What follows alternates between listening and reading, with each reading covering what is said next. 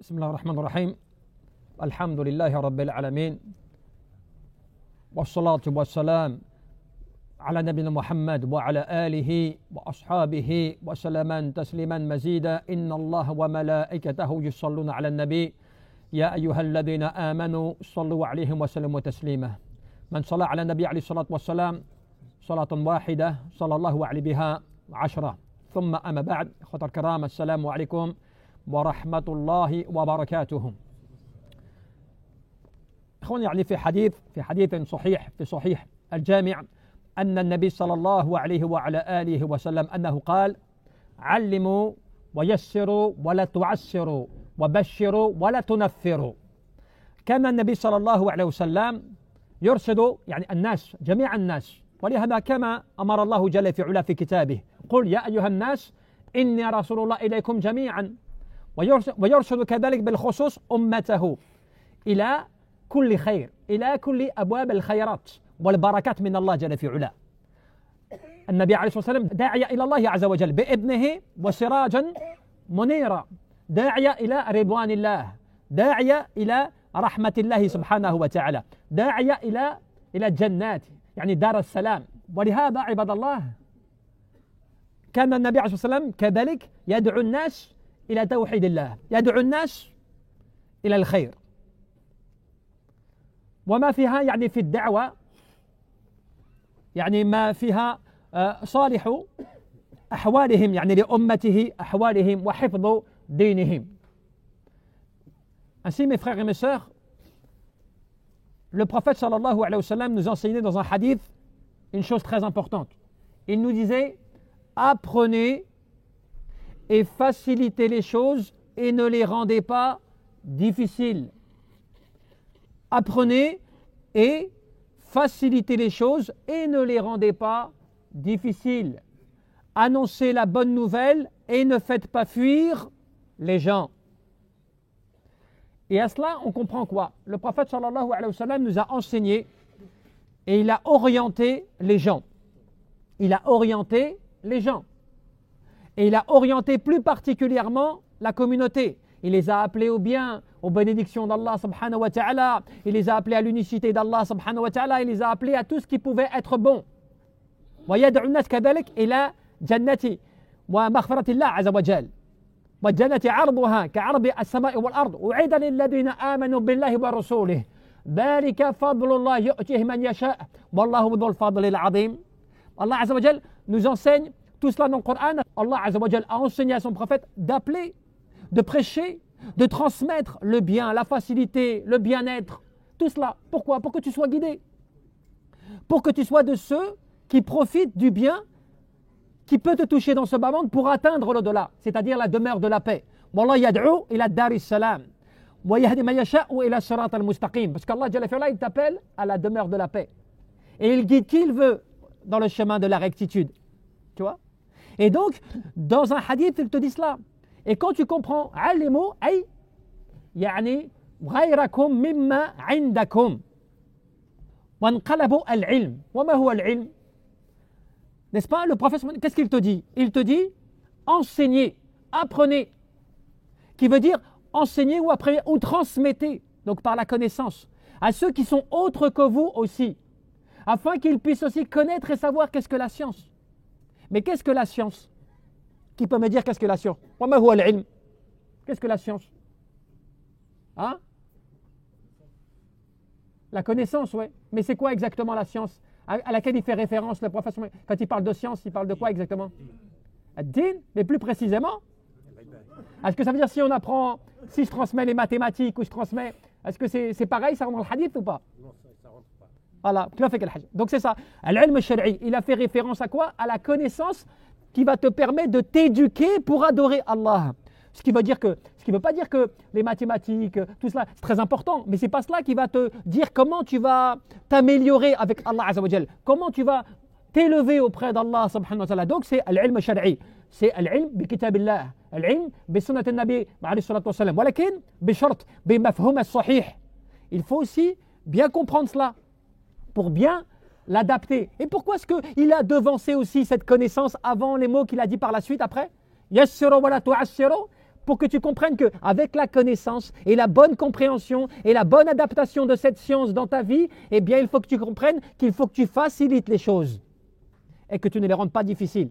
Pourquoi je vous dis ça? Parce qu'il y a beaucoup de personnes, des fois, qui peuvent se retrouver dans une situation compliquée. Par exemple, quelqu'un, il vient te voir et te dit, moi, je travaille dans telle situation, je fais tel ceci, chez moi c'est comme cela, comment est-ce que je peux faire? Si toi tu appliques al-ilm, comme cela, sans réfléchir, sans la comprendre, il se peut que tu vas faire plus de dégâts que tu vas faire du bien. N'est-ce pas? Quelqu'un il va te dire, moi mon travail, j'arrive pas à prier, ben va plus au travail. C'est interdit, parce que la prière est obligatoire, va plus au travail. Il n'y va plus. Mais après, qu'est-ce qui se passe? Il reste chez lui, avec son épouse c'est la guerre, il divorce. Et puis après, donc, il n'y a plus de... Toi, tu vas dire, Qadarullah ma shafa'al, c'est Allah qui l'a voulu. C'est le destin, c'est marqué comme cela. Mais en réalité, ce n'est pas comme cela. Toi, tu vas adapter bil ilm avec la connaissance. Eh bien, la nécessité, ad-darura, c'est quoi la nécessité? Comment tu peux t'adapter? Comment tu vas trouver des solutions? Comment tu vas ouvrir des portes qui vont être différentes pour toi et qui ne vont pas être les mêmes pour un autre? Et ça, c'est grâce à quoi? À cette compréhension et à cette facilité. Parce que ad-din, la religion, c'est aussi la facilité. Dans l'obéissance, Allah subhanahu wa ta'ala, c'est pas n'importe comment. Tu vois? يسروا ولا تعسروا يعني يسروا التيسير فهو المعنى التسهيل ضده التسعير وتصعيب. Parce que le prophète, il t'a mentionné quoi? La facilité qui veut dire le fait de rendre facile la chose, qui est le contraire de la difficulté et de rendre les choses dures.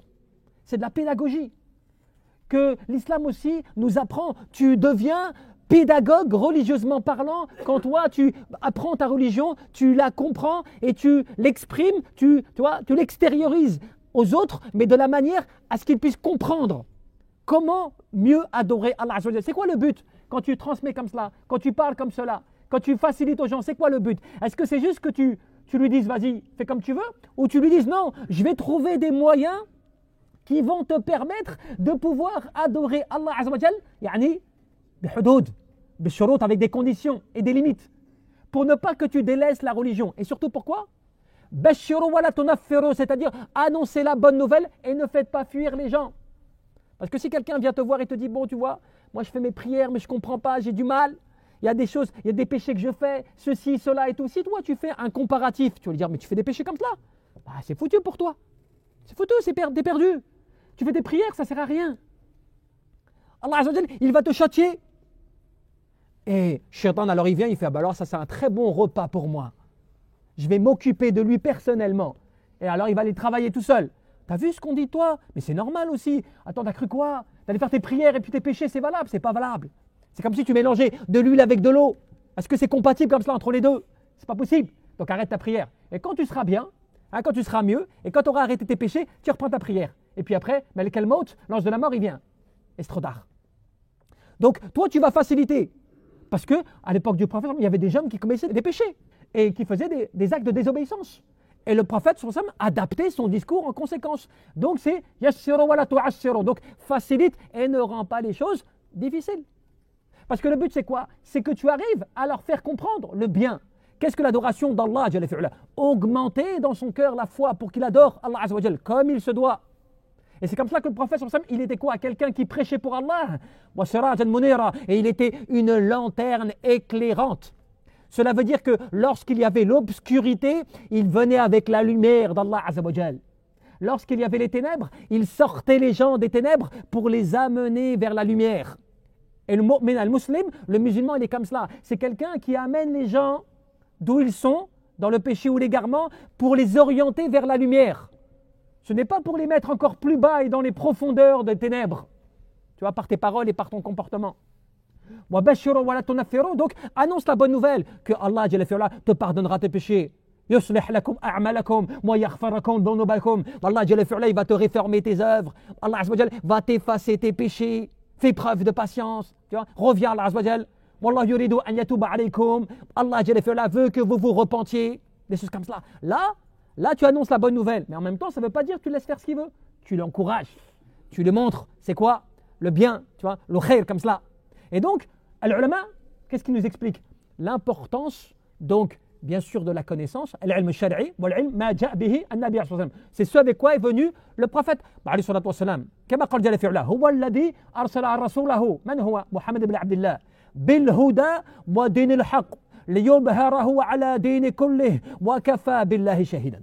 Donc Allah azza wa jalla te dit qu'il a envoyé son prophète avec quoi? Avec la guidance et la religion de vérité.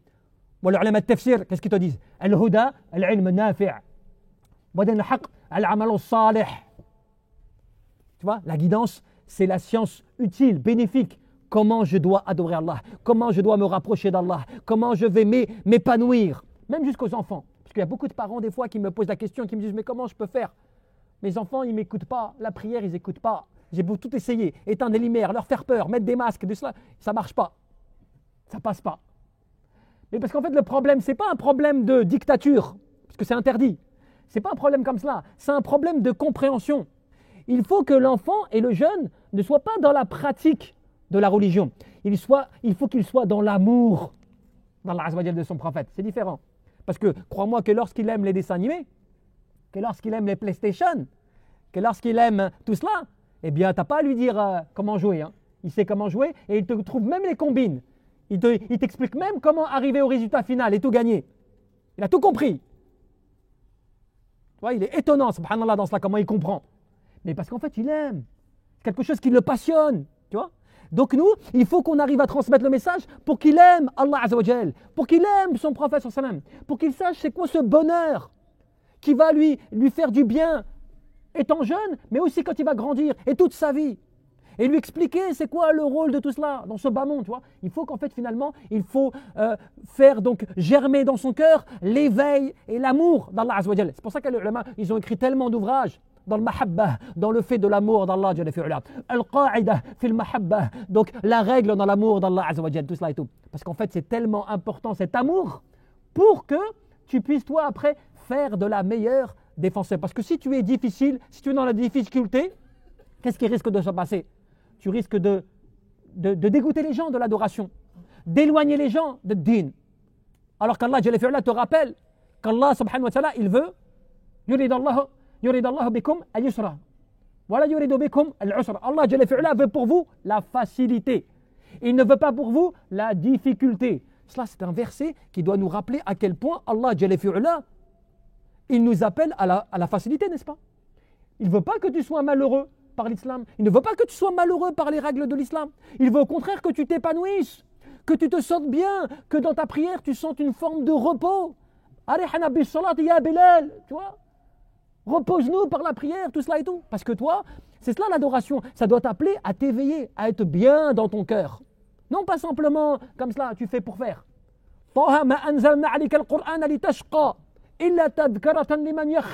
Ce Coran, il n'a pas été révélé pour que tu sois malheureux, mais il est là pour un rappel. Il est là pour rappeler pour qui? Pour que celui qui se rappelle, il craigne Allah Azza wa Jal. C'est comme cela que tu vas te réformer.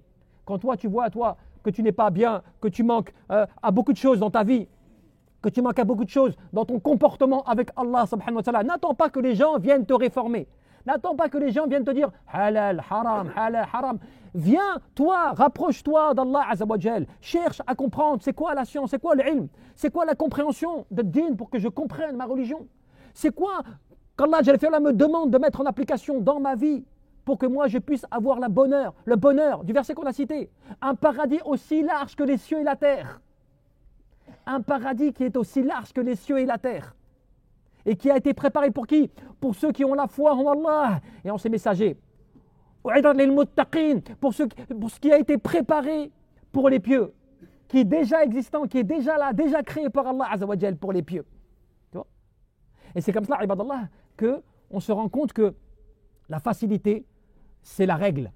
Tu dois faciliter les choses. Tu dois accorder la facilité aux gens, dans la mesure du raisonnable. Tu ne dois pas être dans une forme de dureté, une forme, tu vois, comme cela, de rigidité.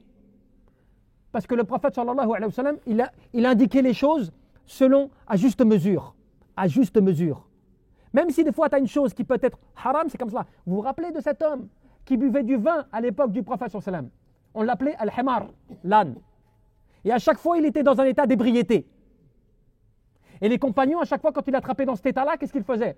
Il l'a ramené au prophète sallallahu alayhi wa sallam afin que le prophète le réprimande. C'est arrivé une fois, deux fois, trois fois, au point qu'une fois les compagnons en ont eu marre. Ils l'ont amené comme cela et un d'entre eux l'a maudit. L'âne, il l'a maudit.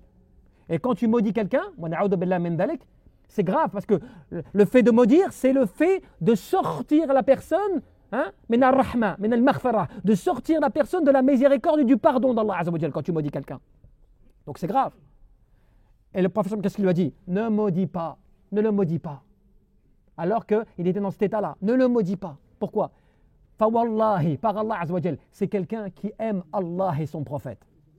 C'est quelqu'un qui aime Allah et son prophète. Mais est-ce que cela veut dire, ça veut dire alors que quand la personne elle boit de l'alcool, elle fait tout ça et tout, il faut la laisser, faut qu'on l'encourage parce qu'elle aime Allah et son prophète. Non, cela pour te dire que, juste mesure, il ne faut pas que tu te comportes. Et c'est ce comportement-là qui fait que les gens, voient le bien en toi, voient la da'wa en toi. Et cela, à partir de là, ils se rapprochent.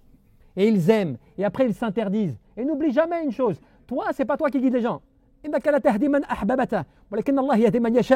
tu ne guides pas celui que tu veux. C'est Allah Azza wa Jal qui guide celui qu'il veut. Entre tes mains, c'est quoi? Al-asbab, c'est les causes. Mais la guidance, elle n'est que entre les mains d'Allah. Et ça aussi, c'est du tawhid, de l'unicité d'Allah Azza wa Jal. Pourquoi? Tu te rends compte à quel point tu n'as aucun pouvoir sur les individus. Tu n'as aucun pouvoir sur leur cœur. Tu n'as aucun pouvoir sur quoi que ce soit les concernant. Toi, tout ce que tu fais, c'est les causes. Tu réalises les causes par les paroles, le rappel, l'exhortation, et ainsi de suite. Après, la suite, elle ne t'appartient pas. Cela appartient à Allah Jalla fi'ala. Et comme cela, tu facilites, alhamdulillah, et tu relativises. Tu prends du recul en te disant, voilà, moi je dois faire ce devoir de rappel, faciliter aux gens, celui qui est dans la difficulté. Je dois essayer de trouver une facilité. Par rapport à din, qu'est-ce que la religion nous enseigne? Et ainsi de suite. Là, alhamdulillah, tu fais partie de ceux qui aiment faire le bien et propager le bien, comme le prophète sallallahu alayhi wa sallam aimait faire le bien et appeler les gens, toutes personnes confondues, au bien et au pardon. Allahu a'lam.